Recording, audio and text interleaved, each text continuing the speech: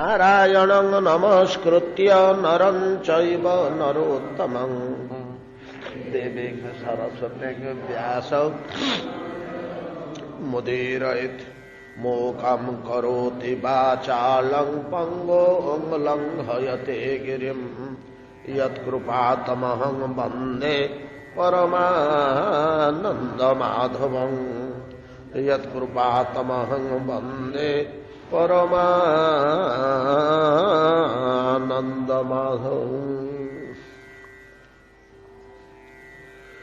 श्रीकृष्ण वृषिणी कुलपुष्कर जशोदायीन खान्यर्जर द्विज पशु दधिवृद्धिकारीन उद्धर्म सार्वरहर क्षितिराक्षस ध्रुक माकल्पमर्कमर्हन भगवान नमस्ते। ब्रह्मा स्वस्तबर कृष्ण पादारविंदरे स्तव कले। स्तवटी कि जातीय स्तव? अपराध क्षमापन संबंधी स्तव। स्तव समस्ते करती,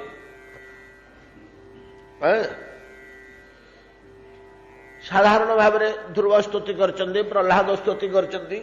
से स्तुति ठारू ए स्तव कहीं टिके भिन्न ना। एथि से माने भूल करी क्षमा मागुना से स्तुति रे। ब्रह्मा ये गोटे भूल कर देइचंदी, अपराध कर देइचंदी।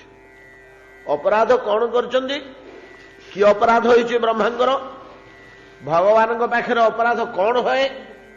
शुण एटा मन देकरी आमर एमती ये अपराधटा आमर बेसी आम ईश्वर को मनीष भाया भावी दू।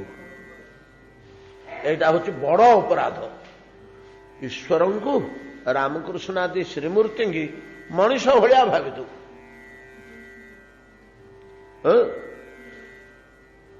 गीतार विश्वरूप बड़ बड़ दार्शनिक माने, दार्शनिक नुह, अत्याधुनिक शिक्षित व्यक्ति माने जो माने खूब बड़ बड़ उच्चकोटीर बौद्धिक ग्रंथ लिखिं से माने मध्य लिखिदी एटा अतिरंजन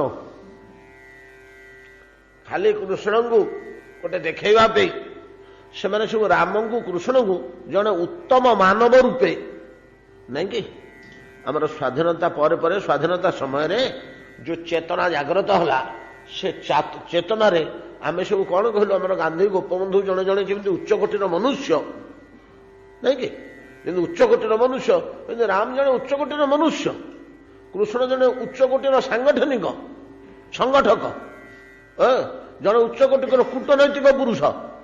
एमती सब वर्णना होती ना अनेक राजगोपालाचार्य आपण महाभारत देखु। जड़े लोक पढ़िले भाव जे महामानव महान व्यक्ति जड़े एटा अपराध। ईश्वर को ईश्वर दृष्टि देखिब ना, ईश्वर को ईश्वर दृष्टि देखिब ना, ईश्वर को मनुष्य दृष्टि कौन देखिब? जड़े उच्चकोटीर मनुष्य बोली से गोटा तो भगवान कहते अवजानंदे मांग मूढ़ा मानुषे तनुमाश्रितम भजन्ते तादृशी क्रीड़ा नहीं। अवजानंदे मांग मूढ़ा मानुषे तनुमाश्रितम परम भाव अजानंत। मोर परम भावटा कौन जापर न सेटा प्रति दृष्टि पकाउन। मोर महेश्वर भावटा को सीना देख पानी रे पथर भसैया मो कौन आश्चर्य? तुम सीना भसई पारनी, मो कौन अच्छी? विष को अमृत करिवारे, अग्नि की शीतल करिवारे मत किसी कष्ट हम ना, परिश्रम हम ना, मत चेष्टा यत्न करियो पड़ो। तुम भाया कहीं मत भावी दौच। अपराध मान भितर सब बड़ अपराध ईश्वर को मनुष्य ज्ञान करवा। ईश्वर गुड़ाक बड़ कथा नुहे। गोटे छोटिया कथाटे उदाहरण टे इति पूर्व आम बहुल भाव में व्यवहार करूँ, समस्ते जाचु, आम समस्ते जाचु। बहुत दिन है आम आलोचना है ना। कपोल कल्पित कथाटे, कथा तो नुह, उदाहरण गोटे। एकदा ନାରଦ ଋଷି ଅରଣ୍ୟ ଦେଇ ଗତି କରୁଥିଲେ, ଯାଉଥିଲେ, ସବୁବେଳେ ଚଲାବୁଲା କରନ୍ତି। ବାଟରେ ଗୋଟିଏ ଆଶ୍ରମ ଦେଖିଲେ। କଣ ମନ ହେଲା ପଶିଗଲେ ସେ ଭିତରକୁ। ଆଶ୍ରମ ତ ଆଉ ଋଷି ଲୋକ, ତାଙ୍କ ସ୍ୱଭାବ ତ ସେଇଭଳିଆ। କିଏ ଏଠି ଅଛି, କଣ କରୁছে, ଚାଲ ତ ଟିକେ ଦେଖିବା। ଦେଖିଲେ ସେ ଆଶ୍ରମ ପରିସର ଭିତରେ ଏକ ବିଶାଳ ଶମୀ ବୃକ୍ଷ କି ତେନ୍ତୁଳି ଗଛ, ବିରାଟ ତେନ୍ତୁଳି ଗଛ, କୁ ଅନନ୍ତ କାଳର 500-700 ବର୍ଷ ତଳର କାୟା ବିସ୍ତାର କରିକିରି ସେ ବହୁ ଅଞ୍ଚଳ ଆବୃତ କରିକି ରଖିଛି ଘନ ଛାୟା ଭିତରେ। ତା ତଳେ କୁଡ଼ିଆଟିଏ, କୁଡ଼ିଆରେ ଜଣେ ମୁନି ବସିଛନ୍ତି, ଋଷି ବସିଛନ୍ତି, ବଡ଼ ନମ୍ର ଧୀର ଶାନ୍ତ ଶିଷ୍ଟ। ଆଗନ୍ତୁକ ଯେତେବେଳେ ନାରଦଙ୍କୁ ଦେଖିଲେ, ଜଣେ ତେଜାନ ପୁରୁଷ ଲମ୍ବ ହୋଇ ପାଦ ତଳେ ପଡ଼ିଲେ, ପ୍ରଣାମ କଲେ। ଓହୋ, ବିଷ୍ଣୁ ତୁଲ୍ୟ ଅତିଥି, ସାକ୍ଷାତ ବିଷ୍ଣୁଙ୍କର ଆଗମନ ହେଲା ମୋ ଘରକୁ ଆଜି, ଅତିଥି ଆସିଲେ ବୋଲି କହି ପାଦାସନ ଆସନ ଦେଇ ସୁନ୍ଦର ଭାବରେ ବସେଇଲେ। ବସି ଆଳାପ ଆଲୋଚନା କଥାଭାଷା ପ୍ରସଙ୍ଗରେ କହୁ କହୁ ନାରଦ ଖୋଲିକିରି କହିଦେଲେ, ମୁଁ ନାରଦ। ନିଜ ପରିଚୟଟା ଦେଇଦେଲେ। ନାରଦ ନିଜ ପରିଚୟ ଦେଇଦେଲେ। ଦେଇଦେଇକିରି କଲେ କଣ, ପ୍ରସଙ୍ଗ କ୍ରମେ ଅନ୍ୟାନ୍ୟ କଥାଭାଷା ବୁଡୁ ବୁଡୁ, ଆଉ ବହୁତ ଦିନ ହେଲା ଭଗବାନଙ୍କର ଦର୍ଶନ ହେଇନି। ମୁଁ ଯାଉଥିଲି ଟିକେ ବୈକୁଣ୍ଠ ଆଡେ, ଆଉ ବାଟରେ ତମକୁ ଦେଖିଲି। ସେ ଋଷି ସେଇଠି ଗୋଡ଼ ହାତ ଧରି ପଚାରିଲେ, ପ୍ରଭୁ ମୋ ପାଇଁ ଗୋଟେ ଟିକେ ପରିଶ୍ରମ କରିବେ, କଷ୍ଟ କରିବେ। କଣ ନା, ଟିକେ ଆପଣ ତ ଭଗବାନଙ୍କ ସହିତ ସବୁବେଳେ ମିଶୁଛନ୍ତି, ମିଳୁଛନ୍ତି, କଥାଭାଷା କରୁଛନ୍ତି, ଟିକେ ଭଗବାନଙ୍କୁ ପଚାରିବେ ମୁଁ କେବେ ଏଇ ସଂସାରରୁ ଉଦ୍ଧାର ହେବି। କେତେ କାଳ ହେଲା ମୁଁ ଏଠି ବସିକିରି ଜପ ତପ ଭଜନ ସାଧନ କଲେଣି। ଆହାର ନାହିଁ, ନିଦ୍ରା ନାହିଁ, କିଛି ନାହିଁ, ସର୍ବସ୍ୱ ତ୍ୟାଗ କରି ହଁ କୃଷ୍ଣ ବୋଲିକିରି ନିରନ୍ତର ମନ୍ତ୍ର ଜପ କରି କଠୋର ତପସ୍ୟା ଭିତରେ ଅଛି। ମୁଁ ଆଉ କେତେ କାଳ ଏମିତି କଷ୍ଟ ପାଇବି, ଆଉ ମୁଁ କେବେ ଉଦ୍ଧାର ହେବି ଟିକେ। ନାରଦ କହିଲା, ଏଇଟା ତ ସାଧାରଣ କଥା, ମୁଁ ପଚାରି ଦେଇ ଆସିବି। ପ୍ରଭୁ କେବେ ତୁମକୁ ଉଦ୍ଧାର କରିବେ ପଚାରି ଦେଇ ଆସିବି। ବିଦାୟ ନେଇକରି ଗଲେ। ପର୍ବତ ପାର ହେଇକରି ଆଉ ଖଣ୍ଡେ ବାଟ ଗଲା ବେଳକୁ ଗୋଟେ ପାଟି ଶୁଭୁଛି ବାଁ ପଟେ। ଦେଖିଲେ ଗୋଟେ ଅର୍ଦ୍ଧ ପାଗଳ ଲୋକ ସେଠି ବୁଲୁଛି। ସେଠି ବୁଲିକିରି ଯାଚ୍ଛା ତା ଭଗବାନଙ୍କୁ ଗାଳି ଦଉଛି। ଏଗୁଡ଼ା ଗୀତା ଭାଗବତ ଗୋଟେ ମିଛ କଥା ଗୁଡ଼େ, ଚୁଛା ଗୁଡ଼ାକ ଏ ବାମୁଣୀ ମାନେ ପଇସା ଲୋଭରେ ଏମିତି ଲେଖିଦେଇଛନ୍ତି, ବହି ବିକିବାକୁ ଲେଖିଛନ୍ତି। ନାନା ପ୍ରକାରର ଦୁର୍ବାଦ କରିକିରି ବେଦ ବେଦାନ୍ତ ଉପରେ କୌଣସି ପ୍ରକାର ନ କରି ଈଶ୍ୱରଙ୍କୁ ନାନା ପ୍ରକାରର କଟୁ କଥା କହି, କିଏ କହୁଛି କୋଉଠି ଭଗବାନ ଅଛି, ମଲେ କିଏ ଫେରି ଆସୁଛି ଚୁଛା କଥା, ଯାଚ୍ଛା ତା ଗୋଟେ ଭଗବାନଙ୍କୁ ଅଶ୍ରାବ୍ୟ ଭାଷାରେ ଗାଳି ଦେବା ନାରଦକୁ ଟିକେ ବାଧିଲା। ଏଇ ପାଗଳ, କଣ ହେଲା, କାହିଁକି ଏମିତି ପାଟି କରୁଛୁ, କଣ ତୋର ଅନୁଭବ? ନା କଣ ଆପଣଙ୍କର କଣ ଅନୁଭବ? ଈଶ୍ୱର ନାହାନ୍ତି ଜଗତରେ, ମୁଁ ନୀତି ମିଶୁଛି, ତୁ କଣ ନାହିଁ କହୁଛୁ? ନା କୋଉଠି ମିଶୁଛି? ଆପଣଙ୍କ ଭଳିଆ ସବୁ ଛୁଆ ଗୁଡାକ ଏକାଠି ହେଇକିରି ଗୀତା ଭାଗବତ ଲେଖିକିରି ଏମିତି ଆମକୁ ଭୂତଉଛନ୍ତି, ଆପଣ ପଇସା ଲୋଭରେ ଦକ୍ଷିଣା ନେବେ ବୋଲି। ଏମିତି ଯାଚ୍ଛା ତା ଗୋଟେ ସେ କହିବା କଥା।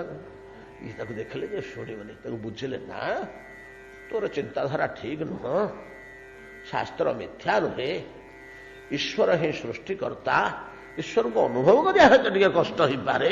ବହୁତ ବୁଝେଇଲେ। ଆପଣ ନରମିକିରି କଥା କହୁଛନ୍ତି ବୋଲିକିରି ମୁଁ ଆପଣଙ୍କ କଥା ଟିକେ ଶୁଣୁଛି, ନହେଲେ ମୁଁ ମୋଟେ ଶୁଣନ୍ତିନି। ଆଚ୍ଛା, ଯଦି ଆପଣ କହୁଛନ୍ତି ଯେ ପ୍ରକୃତରେ ଈଶ୍ୱର, ଈଶ୍ୱର ଅଛନ୍ତି, ମୁଁ ପରା ଯାଉଛି ଆଜି ଯାଉଛି କଥା ହେବି ତାଙ୍କ ସହିତ ମିଶିବି, ମଝିରେ ମଝିରେ ମିଶୁଛି, ନାହିଁ ବୋଲି ତୁ କହିଦେଲେ ମୁଁ କେମିତି ମାନିବି, ଯୋଉ ଯାହାଙ୍କ ସହିତ ମୁଁ ସବୁବେଳେ ମିଶୁଛି। ଯଦି ଆପଣ ଯାଉଛନ୍ତି ଆଜି ମିଶୁଛନ୍ତି, ଆପଣ ପଚାରିବେ ମୁଁ କେବେ ଏଇ ସଂସାରରୁ ଉଦ୍ଧାର ହେବି। ଦୁଇ ଜଣଙ୍କର ପ୍ରଶ୍ନ ଏକ। ତେନ୍ତୁଳି ଗଛ ମୂଳର ସାଧୁଙ୍କର, ମହାନ ତପସ୍ୱୀଙ୍କର ପ୍ରଶ୍ନ ସେୟା, ୟାଙ୍କର ମଧ୍ୟ ପ୍ରଶ୍ନ ସେୟା, ପାଗଳର ପ୍ରଶ୍ନ ସେୟା। ନାରଦ ଗଲେ, ଭଗବାନଙ୍କୁ ଦେଖା କଲେ। ଫେରିଲା ବେଳକୁ ପଚାରିଲେ, ଆଜ୍ଞା ଅଡୁଆରେ ପଡ଼ିଛି, ମୁଁ ତ ମୋର ସ୍ୱଭାବ ଇଆଡ଼େ ସିଆଡ଼େ ପଶିଯିବା, ୟା ଘରକୁ ତା ଘରକୁ, ସେ କୁଡ଼ିଆକୁ ନ ଯାଇକିରି ମୁଁ ସିଧା ବାଟରେ ପଡ଼ି ଆସିଥିଲେ ଯାଇଥାନ୍ତା। ଆଉ ସେମିତି ସେ ତେନ୍ତୁଳି ଗଛ ମୂଳ ସାଧୁ କହିଛି, ଆଉ ସିଏ କେବେ ଉଦ୍ଧାର ହବ? ଆଉ ବାଟରେ ଆସିଲା ବେଳକୁ ପାଗଳାଟା କହିଛି। ସେଥର ଟିକେ ହସିଦେଲେ ଭଗବାନ। ହେଲେ ନାରଦ, ଗୋଟେ ଝାମଲାରେ ପଡ଼ିଯାଇଛ, ଠିକ ଅଛି, ତମେ ଗୋଟେ କାମ କର, ଦି ଜଣ ଆଗକୁ ଗୋଟେ ଉତ୍ତର ଦେବ। ଭଗବାନ କିଛି କହିପାରିଲେନି, ଏତିକି ଖାଲି କହିଦିଅ। ଭଗବାନ କିଛି କହିପାରିଲେନି।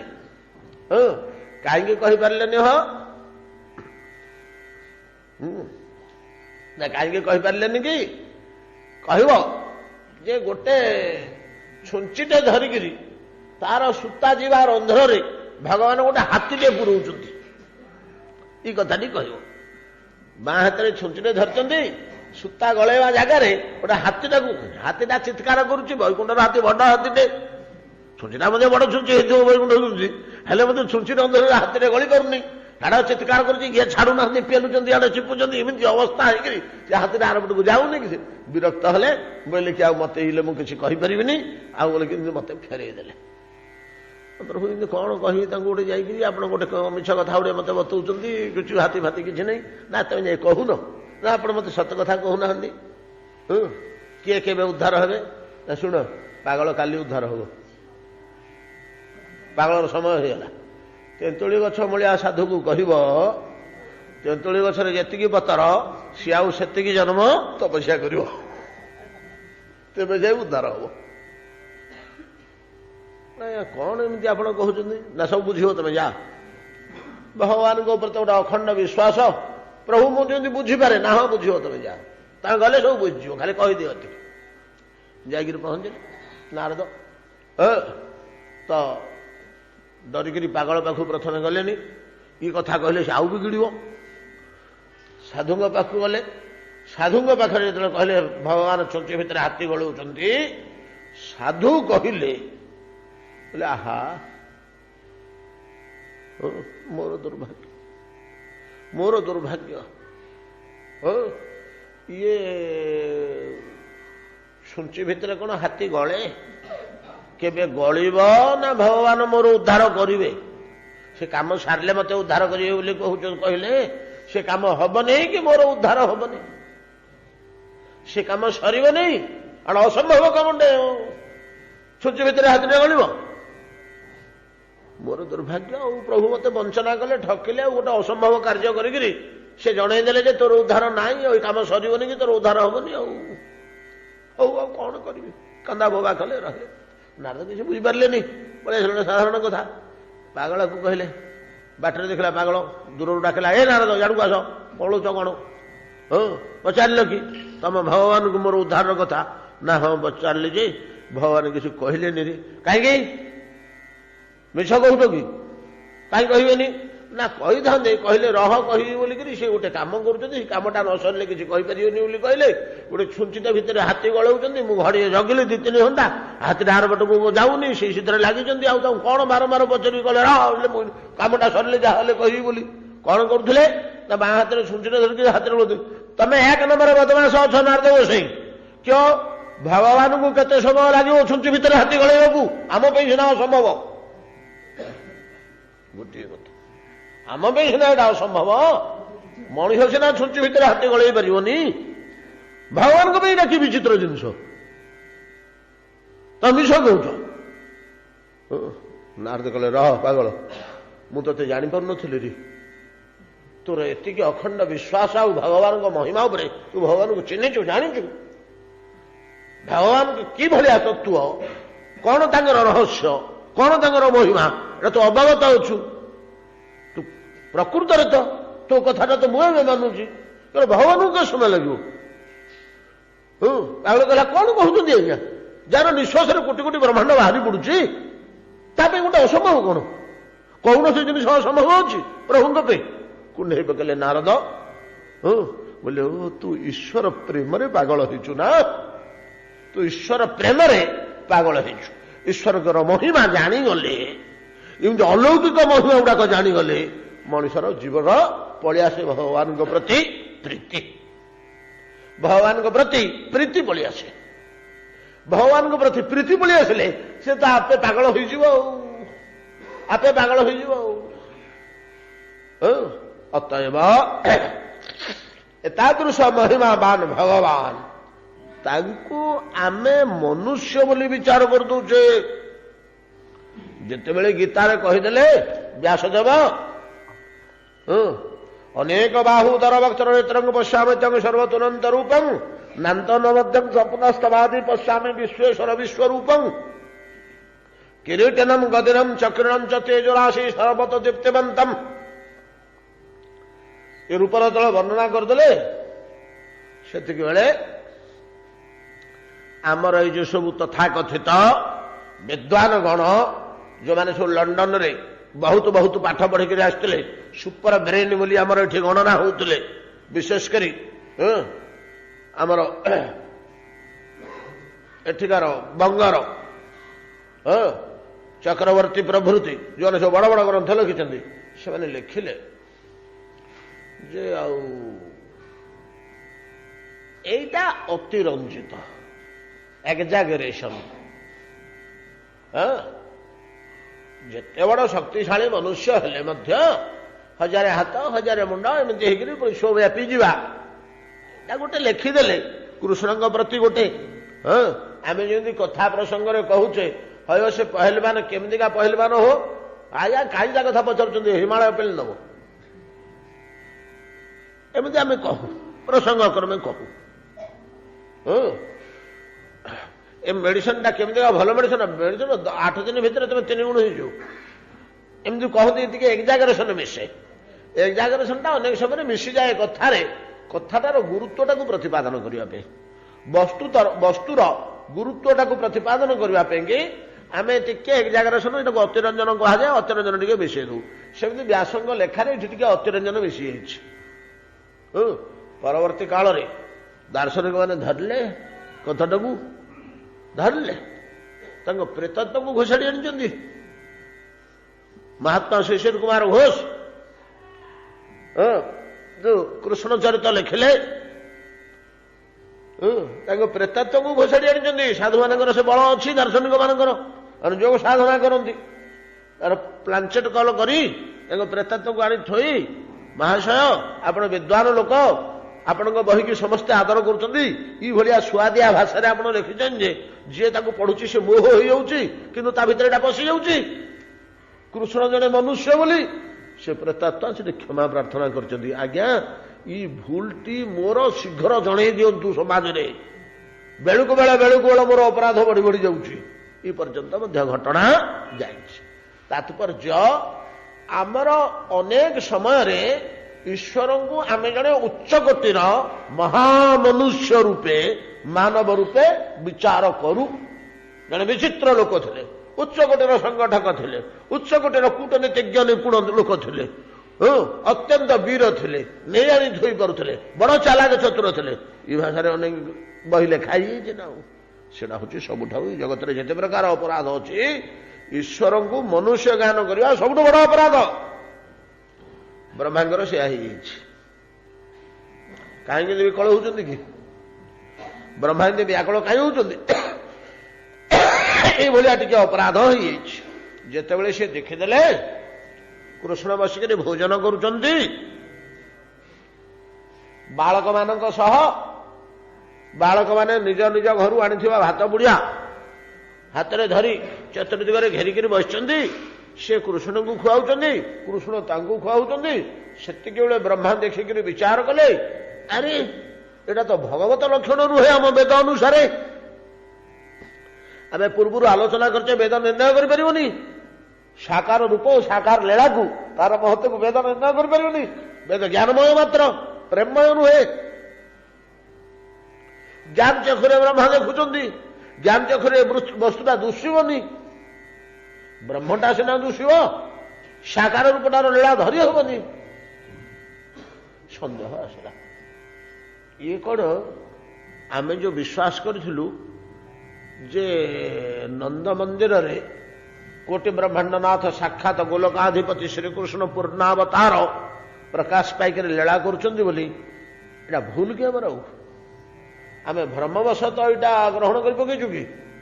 ହେଇପାରନ୍ତି ଜଣେ ମହାମାନବ ହେଇପାରନ୍ତି ଜଣେ ମହାନ ଯୋଗୀ କିଏ ଅଭିଶାପ ପ୍ରାପ୍ତ ହଉ ନହେଲେ ଜୀବନର ସ୍ଖଳନ ହଉ କିମ୍ବା କିଛି କର୍ମଫଳ ଭୋଗ କରିବାକୁ ଅଛି ଆଜି ଜନ୍ମ ହିଁ ପଡ଼ିଛନ୍ତି ଅଲୌକିକ କାମ ଦେଖାଉଛନ୍ତି। ଜଣେ ଜଣେ ଅଲୌକିକ ପ୍ରତିଭା ଶିଶୁ କାଳରୁ ଜଣାପଡ଼ନ୍ତିନି କି?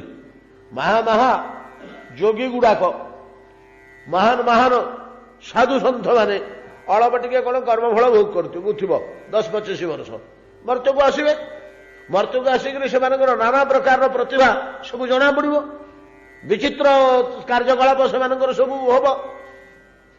ଆମର ଜଡ଼ଭରତ କଣ ହେଇଥିଲେ ବ୍ରାହ୍ମଣ ହେଇକରି ଜନ୍ମ ହୋଇଥିଲେ ବ୍ରାହ୍ମଣ ଘରେ ପିତା ଯେତେବେଳେ ପଢେଇଲେ ବୋକାଟା ହେଇକରି ଥାଆନ୍ତି ତ ଭାଇମାନେ କୁଣ୍ଡା ଖାଇବାକୁ ଦିଅନ୍ତି କୁଣ୍ଡା ଖାଇକରି ସେ ଜୀର୍ଣ୍ଣ କରିକି ହୃଷ୍ଟପୃଷ୍ଟ ହେଇଥାନ୍ତି।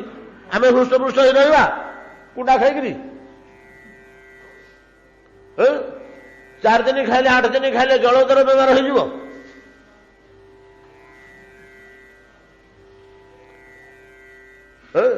ସେ ଜୀବନ ସାରା ଖାଇକିରି ବେଶ ହୃଷ୍ଟପୃଷ୍ଟ ମୋଟା ରୋଟା ହେଇକରି ଥାନ୍ତି। ଦସ୍ୟୁ ମାନେ ନେଇଗଲେ ଦେବୀଙ୍କ ପାଖରେ ବଳି ପକେଇବେ ବୋଲି। ତାକୁ କଣ ବଳି ପକେଇବେ? ସେ ଦେବୀ ସେ ପଥର ଭିତରୁ ବାହାରିକିରି ଦସ୍ୟୁ ଗୁଡାକୁ ନିପାତ କଲା। ଏମିତି ଅଲୌକିକ ପୁରୁଷ ମାନଙ୍କର, ଶକ୍ତିଶାଳୀ ପୁରୁଷ ମାନଙ୍କର ଜନ୍ମ କାଳରେ, ଜୀବନ କାଳରେ ସେ ତାଙ୍କର କର୍ମଫଳ ଭୋଗକୁ ଆସିଥାନ୍ତି। କଣ ଟିକେ ବାକି ରହିଯାଇଥାଏ ସେତକ ଭୋଗ କରିବାକୁ ଆସିଥାନ୍ତି। ସେଇତକ ସମୟ ଭିତରେ ନାନା ଅଦ୍ଭୁତ ଅଲୌକିକ କଥା। ସେମିତିକା କିଏ ଗୋଟେ ଅତି ପୁରୁଷ, ମହାଯୋଗେ ଯୋଗେଶ୍ୱର କି ମହାତପସ୍ୱୀ କର୍ମଫଳ ଭୋଗ କରିବାକୁ ମନୁଷ୍ୟ ରୂପେ ନନ୍ଦ ଘରେ ଜନ୍ମ ହୋଇ ପଡିଛି କି? ଏ ଅଲୌକିକ କାର୍ଯ୍ୟ ଗୁଡା ତାର ପ୍ରକାଶ ପାଉଛି। ଇଏ ଈଶ୍ୱର ନୁହନ୍ତି କି? ଏ ଜ୍ଞାନ ହେଇଗଲା ନା ଆଉ କଣ? ବ୍ରହ୍ମାଙ୍କର ଏ ଜ୍ଞାନ ହେଇଗଲା। ଆମେ ଆଜି ପର୍ଯ୍ୟନ୍ତ ଦୃଢ କରିକିରି ଧରିଛୁ ଯେ ଇଏ ହିଁ ଭଗବାନ ବୋଲି।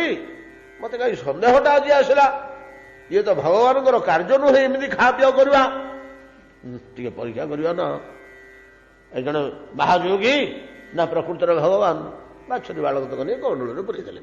ସେଠୁ ତ ପାଲା ଆରମ୍ଭ ହେଇଛି ଆଉ କଣ? କଣ ବୁଝିପାରିଲେ ନା?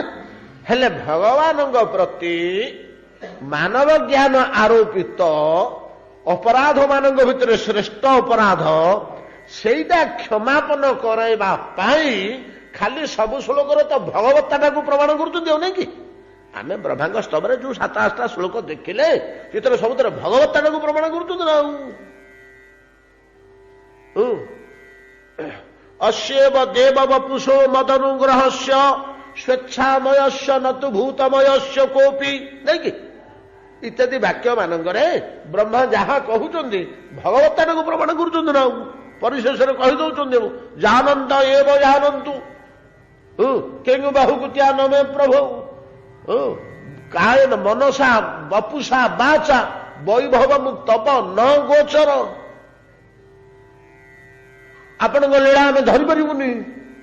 ଆପଣଙ୍କ ଲୀଳା ଦେଖିଲେ ମୁଁ ଭ୍ରମରେ ପଡ଼ିଗଲି। ମୁଁ ଆପଣଙ୍କୁ ମନୁଷ୍ୟ ବୋଲି ଭାବି ପକେଇଲି। ମତେ କ୍ଷମା କର ପ୍ରଭୁ। ଆପଣଙ୍କ ଚରଣାର ବିନ୍ଦୁରେ ମୁଁ ପ୍ରଣାମ କରୁଛି। ପ୍ରଣାମ କରୁଛି ବୋଲିକିରି ଯୋଉ ପ୍ରଣାମଟି କଲେ ବ୍ରହ୍ମା,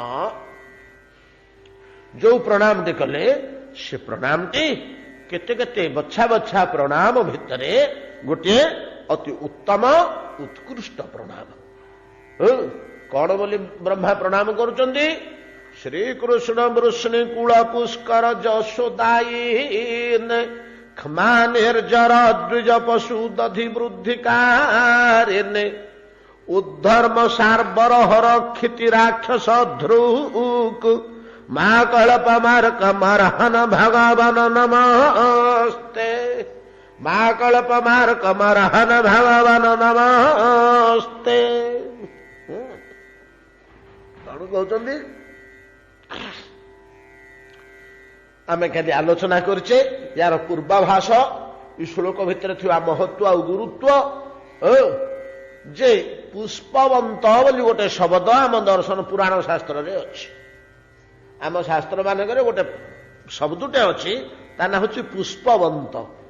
ପୁଷ୍ପବନ୍ତ କହିଲେ କଣ ନା ଚନ୍ଦ୍ର ସୂର୍ଯ୍ୟ ଏକାଠି ଉଦୟ ହେବା। ଆମର ଅନେକ ଜାଗାରେ ଉତ୍ପ୍ରେକ୍ଷାଳଙ୍କାର ରହିଛି, ଭଞ୍ଜ ପ୍ରଭୃତି କାଳିଦାସ ପ୍ରଭୃତି ଦେଇଛନ୍ତି। ସିଆଡୁ ସୂର୍ଯ୍ୟ ଉଦୟ ହଉଛନ୍ତି, ଇଆଡେ ଚନ୍ଦ୍ର ଅସ୍ତ ହଉଛନ୍ତି, କିମ୍ବା ସିଆଡେ ଚନ୍ଦ୍ର ଅସ୍ତ ହଉଛନ୍ତି ସୂର୍ଯ୍ୟ ଉଦୟ ହଉଛନ୍ତି। ଇଏ ଭଳିଆ ଉପମା ଉଦାହରଣ, ତତ୍କାଳୀନ ଦୃଶ୍ୟ, ତତ୍କାଳୀନ ଶୋଭା, ଏଗୁଡା ସବୁ ବର୍ଣ୍ଣନା ହେଇଛି। ଏଗୁଡା ସ୍ୱାଭାବିକ। କିନ୍ତୁ ପୂର୍ବ ଦିଗରେ ଏକା ବେଳକେ ଚନ୍ଦ୍ର ସୂର୍ଯ୍ୟ ଉଦୟ ହବା ଓ ଜ୍ୟୋତି ପ୍ରକାଶ କରିବା, ଏଇଟା ଅଦ୍ଭୁତ, ବିଚିତ୍ର, ଅସମ୍ଭବ। ଏଇ ଶବ୍ଦଟାକୁ ପୁଷ୍ପବନ୍ତ ବୋଲି କୁହାଯାଏ। କାଲି ଆମେ ମହାପ୍ରଭୁଙ୍କ ସମ୍ବନ୍ଧରେ ଏ ପୁଷ୍ପବନ୍ତ ଶବ୍ଦଟାକୁ ପ୍ରୟୋଗ କରି କୃଷ୍ଣଦାସ କବିରାଜ ଗୋସ୍ୱାମୀ ଇଏ ମଧ୍ୟ ଈଶ୍ୱର ଅବତାର ବୋଲି ତାର ଲକ୍ଷଣ ଦଉଛନ୍ତି ପୁଷ୍ପବନ୍ତ ଶବ୍ଦ ପ୍ରୟୋଗ କରିକି। ଗୌଡ଼ୋଦୟେ ପୁଷ୍ପବନ୍ତ ଚିତ୍ରଉ ସନ୍ଦଉ ତମୋନୁଦଉ। ଦୁଇ ଭାଇ ହୃଦୟରେ ଖେଳି ଅନ୍ଧକାର, ଚନ୍ଦ୍ର ସୂର୍ଯ୍ୟ ଅନ୍ଧକାର ଦୂର କରନ୍ତି। ଦୁଇ ଭାଗବତ ସଙ୍ଗେ କୋରାନ ସାକ୍ଷାତକାର एक भागवत हय भागवत शास्त्र आर भागवत भक्त भक्ति रस पात्र ये दुईटाक भक्ति रस पात्र ये भक्ति रस पूरा होता गोटे पात्र भागवत ग्रंथ आउ साधु सन्थ मध्य हरिभक्त मध्य भक्ति रस पूरा होता सी भी गोटे पात्र ता हृदय भक्ति रस भर्ती होती यार अक्षर मानक महू फेणारे महू भर्ती होता है चिपुड़ी देले बाहर छोट छोट रंध्र मानक भर्ती होता है एमती एक भागवत छोट छोट अक्षर मानक भागवत रस भर्ती होकर रही चिपुड़ी देले घसी देले कभी घर्षण वर्षण विश्लेषण विचार करदे से रस बही जाए ए तादृश पदार्थ ये सेठे जमती चंद्र सूर्य एकाठी उदय होते एटी कहते श्रीकृष्ण वृष्णि कुल पुष्कर जशोदायन क्षमा निर्जर द्विज पशु दधि वृद्धि कारिणी चंद्र सूर्य एकाठी उदय होती हय ब्रह्मा चंद्र सूर्य एकाठी उदय होती केमी जान ना देखुना वृष्णि वंश रूपक पद्मटा केमी उत्फुल्लित हो फुटी जाइए वृष्णि वंश जदु वंश जो वंश भगवान जन्म होती से वंशटी गोटे पद्म बोली कहले ब्रह्मा से वंश रूपक पद्मटी इपरि प्रस्फुटित होती नहीं कि कौन कम बड़ होती जदुवाहिनी आमर भागवतर एकादश स्कंदरे शेष आड़क कि द्वादश स्कंदर शेष आड़क ना एकादश स्कंदर द्वादश स्कंदर अच्छी कृष्णंकर पिलामानंकु पाठ पढ़ाइबा पे 3 कोटी केते लक्ष शिक्षक नियुक्त थिले द्वारका नगर रे बास करुथुबा यादव बाहिनी रो पाठ पढ़ा पिलामानंकु पढ़ाइबा पे 3 कोटी केते लक्ष अच्छे से शब्दटा एतिकी शिक्षक अध्यापक नियुक्त होइथिले एतिकी शिक्षक जदि गोटे नगर में रोचते गोटे वंशर पिला पाठ पढ़ाइबा से वंशटा केड़े वंश होइथिबो आपण विचार करंतु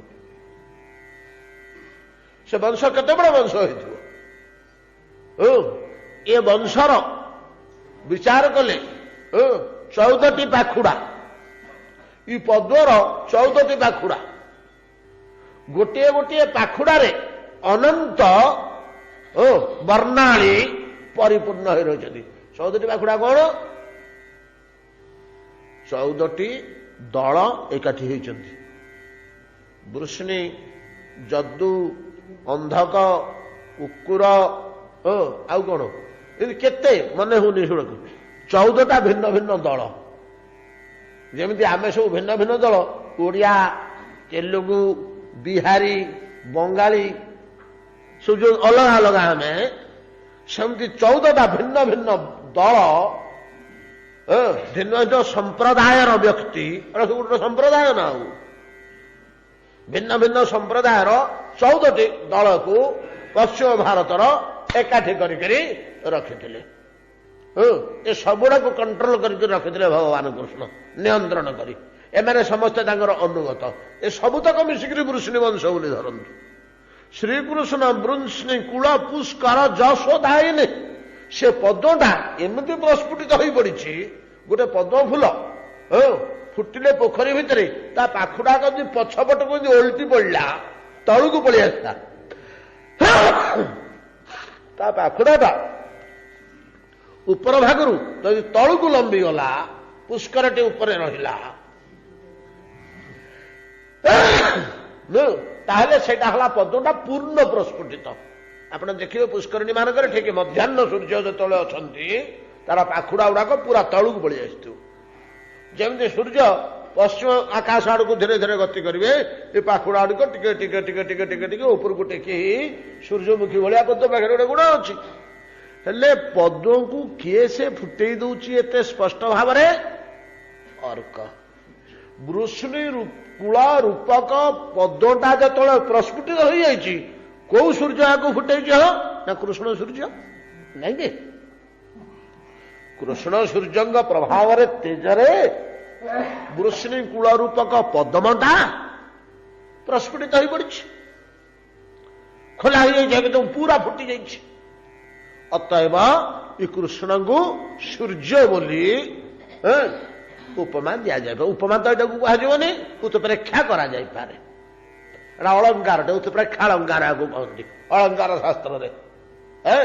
ଇଏ କୃଷ୍ଣ ସୂର୍ଯ୍ୟ ତୁଲ୍ୟ। ଇ ସୂର୍ଯ୍ୟ କଣ କାମ କରି ତାଙ୍କୁ ସୂର୍ଯ୍ୟ ବୋଲି କାହିଁ କହୁଛ? ନା ପଦ୍ମ ଫୁଟେଇଛନ୍ତି। କି ପଦ୍ମ? ନା ବୃଷ୍ଣି କୂଳ ରୂପକ ପଦ୍ମ।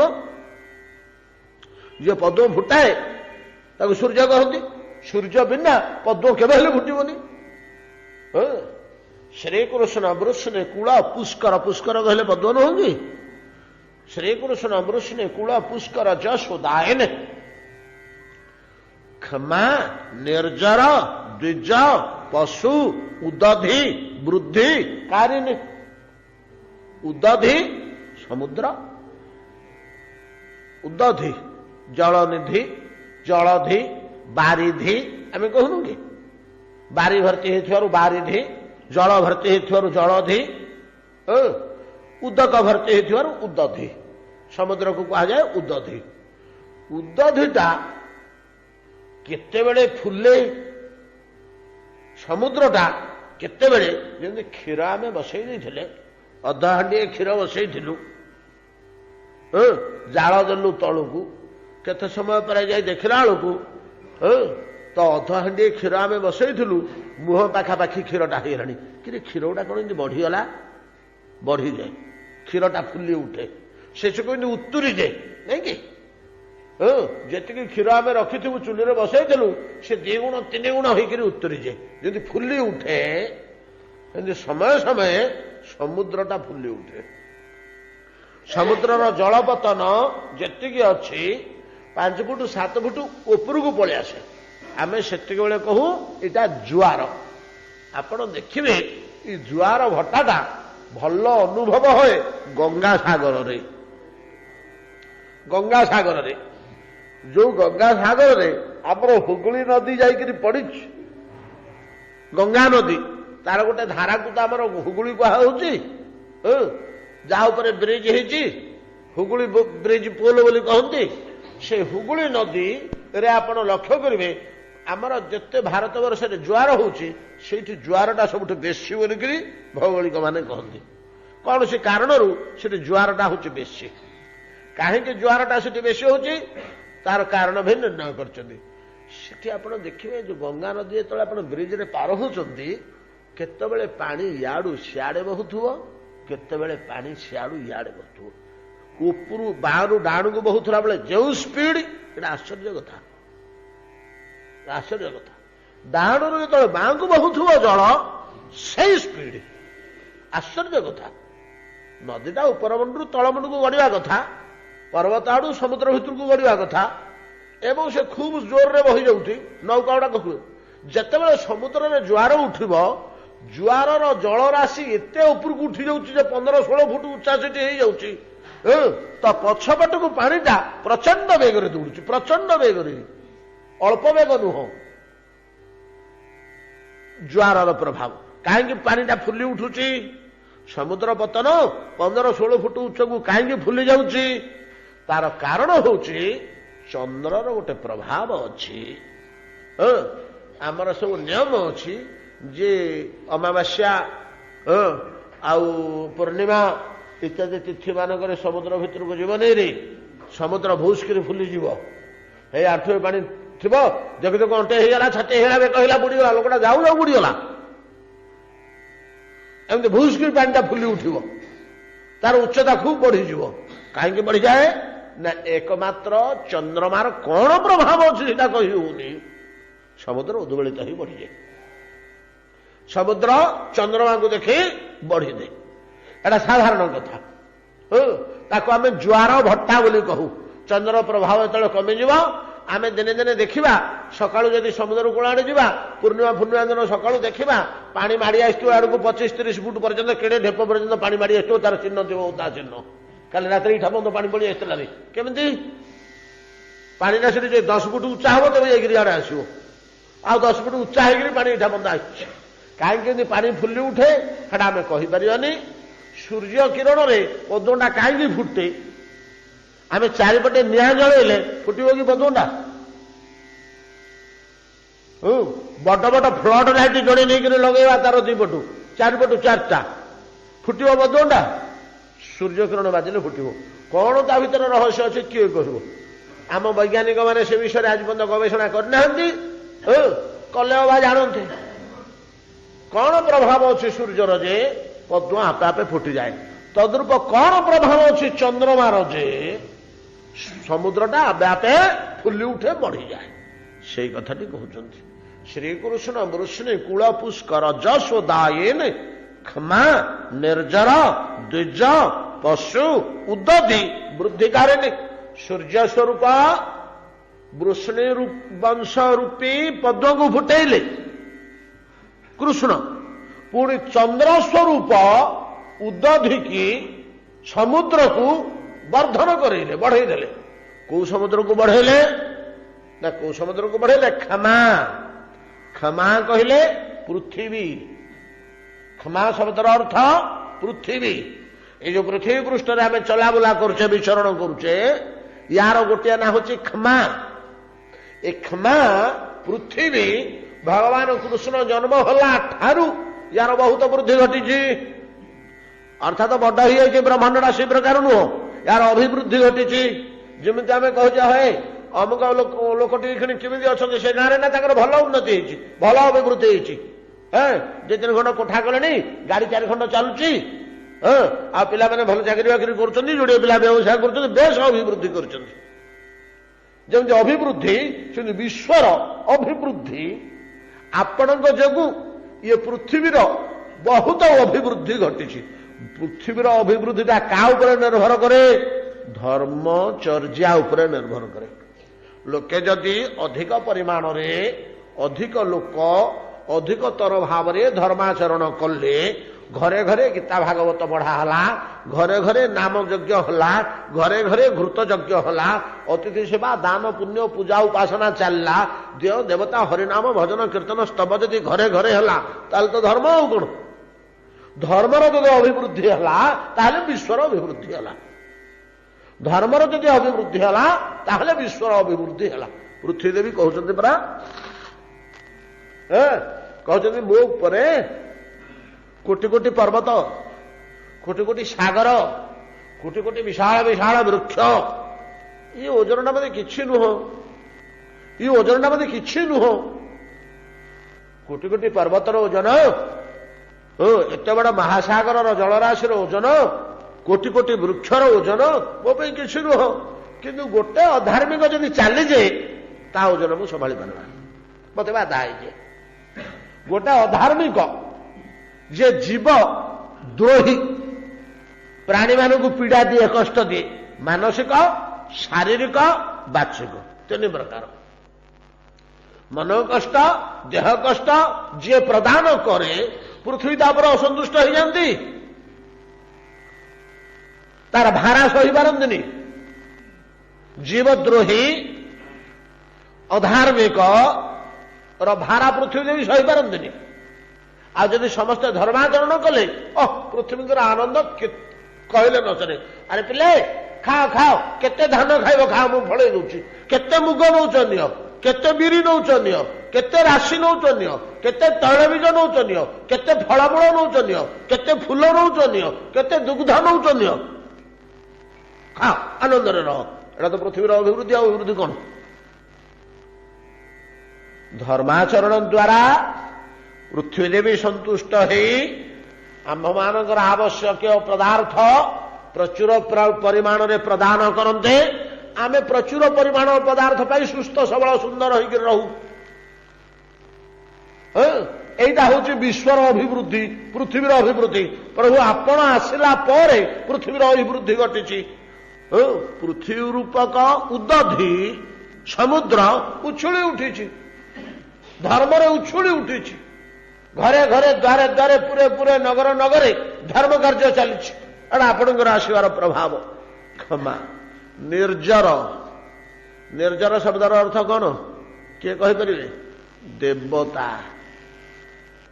ଅଗ୍ନି ଇନ୍ଦ୍ର ବାୟୁ ଯମ ସୋମ ଶଶାଙ୍କ ପ୍ରଭୃତି ଦେବତା।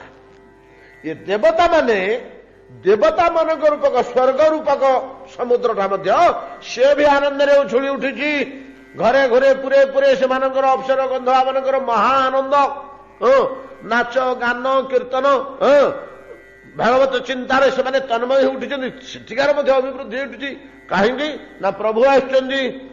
ପ୍ରଭୁ ଆସିଲେ ପ୍ରଭୁଙ୍କର ସ୍ୱଭାବ ହେଲା ଲକ୍ଷଣ ହେଲା କଣ ନା ସେ ନିଶ୍ଚୟ ଦୁଷ୍ଟ ଦୁରାଚାର ମାନଙ୍କୁ ଦଳନ କରିବେ। ଦୁଷ୍ଟ ଦୁରାଚାର ମାନଙ୍କୁ ଦଳନ କରିବେ। ଦୁଷ୍ଟ ଦୁରାଚାର ମାନଙ୍କୁ ଦଳନ କଲେ ପରିତ୍ରାଣାୟ ସାଧୁନାଂ ବିନାଶାୟ ଚ ଦୁଷ୍କୃତାମ୍ ଧର୍ମ ସଂସ୍ଥାପନାର୍ଥାୟ ସମ୍ଭବାମି ଯୁଗେ ଯୁଗେ। ନାଇଁ କି ଧର୍ମ ସ୍ଥାପନ କରିବାକୁ ଭଗବାନ ଆସନ୍ତି। ଧର୍ମ ଯଦି ସ୍ଥାପନ ହେଲା ଦେବତା ମାନେ ବଳବାନ ହେଲେ, ଦେବତା ମାନଙ୍କର ମହାମହୋତ୍ସବ ଚାଲିଲା, ସେମାନଙ୍କର ମଧ୍ୟ ଅଭିବୃଦ୍ଧି ଘଟିଲା। ଅତଏବ କେବଳ ପୃଥିବୀ ନୁହଁ ଦେବତା ମାନଙ୍କର ମଧ୍ୟ ଆପଣଙ୍କ ଦ୍ୱାରା ବହୁ ଅଭିବୃଦ୍ଧି ଘଟିଛି। କ୍ଷମା ନିର୍ଜର ଦ୍ୱିଜ ଓହୋ ସବୁଠୁ ସୁଖୀ ହେଇଛନ୍ତି ବାମୁଣିଆ ଗୁଡାକ। କାହିଁକି ନା କଳିର ପ୍ରଭାବରେ ବାମୁଣ ଗୁଡାକ ଉପରେ ବେଶୀ ମାଡ଼। ଚୋରେ ଚଣ୍ଡାଳେ ଯାହା ତାହା ବହିପତ୍ର ଗୁଡେ ଲେଖିକିରି କହୁଛନ୍ତି ଖାଲି ଦକ୍ଷିଣା ଦେ, ଛଞ୍ଚା ଦେ, ଏଠି ମୁଣ୍ଡିଆ ମାରେ, ଲୁଗା ଦେ। ସମସ୍ତେ କହୁଛନ୍ତି ଗୁଡା ବାମୁଣ ମାନେ ଲେଖିଛନ୍ତି ବୋଲି ନା, କିଏ କହୁଛି ଗୁଡା ଶାସ୍ତ୍ର ବୋଲି। ଆଉ ବ୍ରାହ୍ମଣ ଗୁଡାକର ମଧ୍ୟ ଟିକେ ହୀନ ସ୍ୱଭାବ ଯେ ଏମାନେ କାହା ଘରକୁ ଗଲେ ତା ଘରର ପୂଜା ଅର୍ଚ୍ଚନା ଭଲ ମନ୍ଦ ତାର କିଛି ଉନ୍ନତି କେତେ କଣ ଦଉଛି ଦେଇ ପକା ଆଗ ମୁଁ ପଡିଶା ଘରକୁ ପଳେଇବି ଆଉ ଗୋଟେ ଘରକୁ। ଏମାନଙ୍କ ସ୍ୱଭାବ ମଧ୍ୟ ଏଇଭଳିଆ ହେଇଗଲାଣି। କିରେ ତୁମେ ପୁରୋହିତ ରୂପେ ଯାହା ଘରକୁ ଯାଇ କର୍ମଟିଏ କଲ, ତୁମର ପ୍ରଭାବରେ କଣ ତା ଘରର କଲ୍ୟାଣ ହେଲା ଚିନ୍ତା କଲ ସେ ବିଷୟରେ? ତା ଘର ପଡିଯାଉ, ଯାହା ମିଳୁଛି ମିଳୁ, ଆମେ ପଳେଇବା ନା ଆଉ ଗୋଟେ ଘରକୁ ବେଳ ପଳଉଛି। ଇଏ ହେଲା ବ୍ରାହ୍ମଣିଆଙ୍କ ସ୍ୱଭାବ। ଆଉ ସେଇ ହିସାବରେ ମଧ୍ୟ ଲୋକଙ୍କର ବ୍ରାହ୍ମଣ ମାନଙ୍କ ପ୍ରତି ବଡ ଆସ୍ଥା ବର୍ତ୍ତମାନ ଯାହା ଅଛି। କିନ୍ତୁ ଭଗବାନ ଯେତେବେଳେ ଅବତୀର୍ଣ୍ଣ ହୋଇ ପଡନ୍ତି, ଚତୁର୍ଦ୍ଦିଗରେ ଧର୍ମ ବିରାଜିତ হয়, ସ୍ୱତଃ ପ୍ରଭୁଙ୍କ ପ୍ରଭାବରେ ବ୍ରାହ୍ମଣ ଶ୍ରେଣୀ ବ୍ରାହ୍ମଣ କୁଳର ମନରେ ବ୍ରହ୍ମତ୍ୱ ଜାଗି ଉଠେ। ବ୍ରହ୍ମତ୍ୱ ତ ନେଇ ବ୍ରାହ୍ମଣତ୍ୱ ଜାଗି ଉଠେ। ବ୍ରାହ୍ମଣତ୍ୱ ଜାଗି ଉଠେ। କୋଉଠି ମୋର ମୁଁ ତ ଟିପା ଖାତା କରିନି। ବେଦରେ ଗୋଟେ ଜାଗାରେ ଅଛି ଆର୍ଯ୍ୟ କାହୁ କହନ୍ତି। 8ଟା ଲକ୍ଷଣ ଥିଲେ ସେ ହଉଛି ଆର୍ଯ୍ୟ। ଆର୍ଯ୍ୟ କଣ ଅନାର୍ଯ୍ୟ କଣ? ସେ 8ଟାରୁ ଯଦି ଗୋଟିଏ ଜଣଙ୍କ ପାଖରେ ନାହିଁ ସେ ହଉଛି ଅନାର୍ଯ୍ୟ। 8ଟି ଆଗ ଯାହାଙ୍କ ପାଖରେ ଅଛି ସେ ହଉଛି ଆର୍ଯ୍ୟ। ସେମିତି ବ୍ରାହ୍ମଣ କଣ କଣ ଲକ୍ଷଣ ଥିଲେ ତାକୁ ବ୍ରାହ୍ମଣ କୁହାଯାଏ। ବିପ୍ରାତ 200 ଗୁଣ ଜୁତାତ ଦରବିନ୍ଦ ନାଭ 12ଟା ଗୁଣ ଥିଲେ ବ୍ରାହ୍ମଣ। ବିଶେଷ କରି ମୋଟାମୋଟି 6ଟି ଗୁଣ ଏକାନ୍ତ ଆବଶ୍ୟକ ସାଧାରଣ ବ୍ରାହ୍ମଣ ପାଇଁ। କଣ 6ଟା ଗୁଣ ଆବଶ୍ୟକ ନା ଅଧ୍ୟୟନ, ଅଧ୍ୟାପନ, ଯଜନ, ଯାଜନ, ଦାନ, ପ୍ରତିଗ୍ରହ। ଏ 5-6ଟା ଗୁଣ ଯାହା ପାଖରେ ଅଛି ସେ ପ୍ରଥମେ ବ୍ରାହ୍ମଣ ପଦରେ ଲେଖା ହବ, ନହେଲେ ସେ ବ୍ରାହ୍ମଣ ବୋଲି ପାରିବନି। କଣ କୁହାଯିବ ହୋ ବ୍ରାହ୍ମଣକୁ କିପରି? ଗୀତା ଭାଗବତ ସମସ୍ତେ ବ୍ରାହ୍ମଣ ଲକ୍ଷଣ ନିର୍ଣ୍ଣୟ କରିଛନ୍ତି। ଚତୁର୍ବର୍ଣ୍ଣର ବ୍ରାହ୍ମଣ ଲକ୍ଷଣ ନାହିଁ କି? ସେଟା ସବୁ ଲକ୍ଷଣ ଦିଆହେଇଛି। ବ୍ରାହ୍ମଣର ଏଇ ଗୁଣ ଗୁଡା ଥାଏ ବୋଲି। ବ୍ରାହ୍ମଣର ଏଇ ଗୁଣ ଗୁଡା ଥାଏ, କିନ୍ତୁ ବ୍ରାହ୍ମଣ ହବା ପାଇଁ କି ଏତିକି ଆବଶ୍ୟକ ନିହାତି। ଅଧ୍ୟୟନ, ଅଧ୍ୟାପନ, ବେଦ, ବେଦାନ୍ତ, ଉପନିଷଦ, ଗୀତା, ଭାଗବତ ଇତ୍ୟାଦି ରାମାୟଣ ମହାଭାରତ ପ୍ରଭୃତି ଶାସ୍ତ୍ର ନିତ୍ୟ ଅଧ୍ୟୟନ କରିବେ, ଅନ୍ୟମାନଙ୍କରୁ ପଢିକିରି ଶୁଣେଇବେ, ନିଜେ ପ୍ରତିଦିନ ପଢିବେ, ଅନ୍ୟମାନଙ୍କୁ ପଢେଇବେ। ଅଧ୍ୟୟନ, ଅଧ୍ୟାପନ। ଆଉ ନା ଯଜନ, ଯାଜନ। ନିଜେ ଯାଗ ଯଜ୍ଞଠୁ ଆରମ୍ଭ କରି, ଜ୍ଞାନ ଯଜ୍ଞଠୁ ଆରମ୍ଭ କରି, ଜପ ତପ ନୀତି ନିୟମ ନିଷ୍ଠା ପ୍ରଭୃତି ନିଜେ କରିବେ, ଅନ୍ୟମାନଙ୍କୁ ଶିଖେଇବେ କର ବୋଲି ପ୍ରେରଣା ଦେବେ। ଯଜନ ନିଜେ କରିବେ, ଜପ ତପ ନୀତି ନିୟମ ଅନ୍ୟମାନଙ୍କୁ କହିବେ ତମେ ମଧ୍ୟ କର। କିନ୍ତୁ ପଢିବେ, ପଢେଇବେ, ସେମିତି ହରିଭଜନ କରିବେ, କରେଇବେ। ଯଜନ, ଯାଜନ। ଆଉ 2ଟା କଣ ରହିଲା ନା ଦାନ ଓ ପ୍ରତିଗ୍ରହ। କିଏ ମାଗିଲେ ତାକୁ ଦେଇ ପକେଇବେ, किए मागिला मत टे अमुक दियो कि मत पैसा दियो कि गामछा खंडे दियो कि मत कौन गोटे ताको देई पकेइबे दान एवं किए जदि जाचे करदेला आगे एटा नियंतु तार ग्रहण करियो आनंद आग्रह ग्रहण करियो दान कहले दबा प्रतिग्रह कहले ग्रहण करियो